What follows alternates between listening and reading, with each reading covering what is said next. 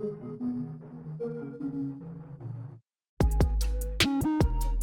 you guys doing? My name is Johnny DiJulius, here with RUDIS Wrestling.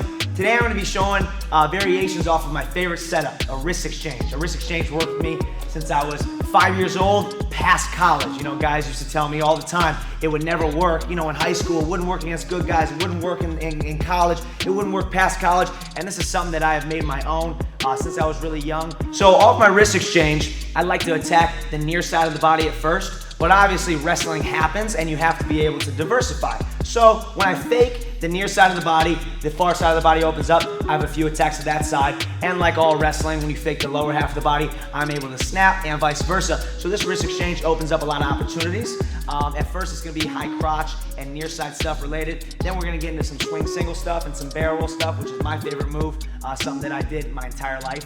And then we'll start getting into some more slick stuff, ankle picks, and things that you can hit, low-level stuff off this setup.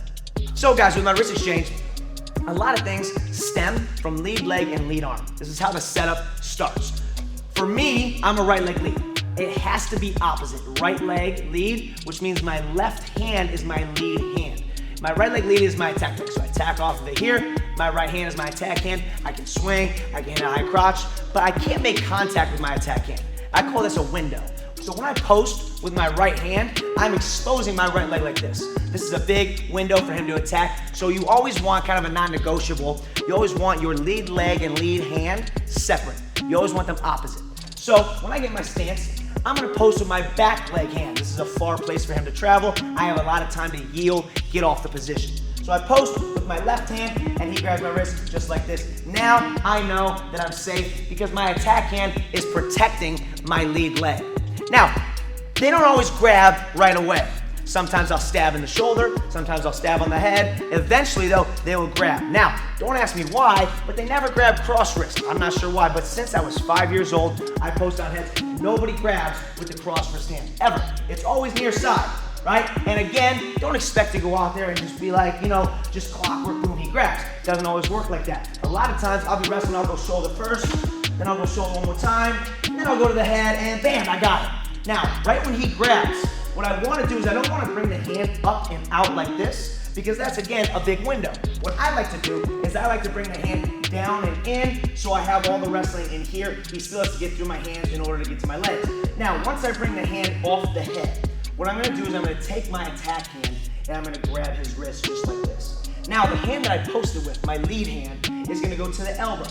Now, it's called an elbow pass. What I like to call it is a t-shirt pass, because I wanna grab right where the t-shirt touches the skin, high. If you were to stand up straight like this, and I were to take his elbow, and I were to push his elbow like this, only his arm moves. But when I grab his shirt like this, and I push his tricep, his entire side moves. That's what the essential goal of this setup is. I wanna be able to get the guy to turn a little bit. Obviously, when a guy turns, they're gonna circle really, really hard. So, I post on his head, he grabs wrist.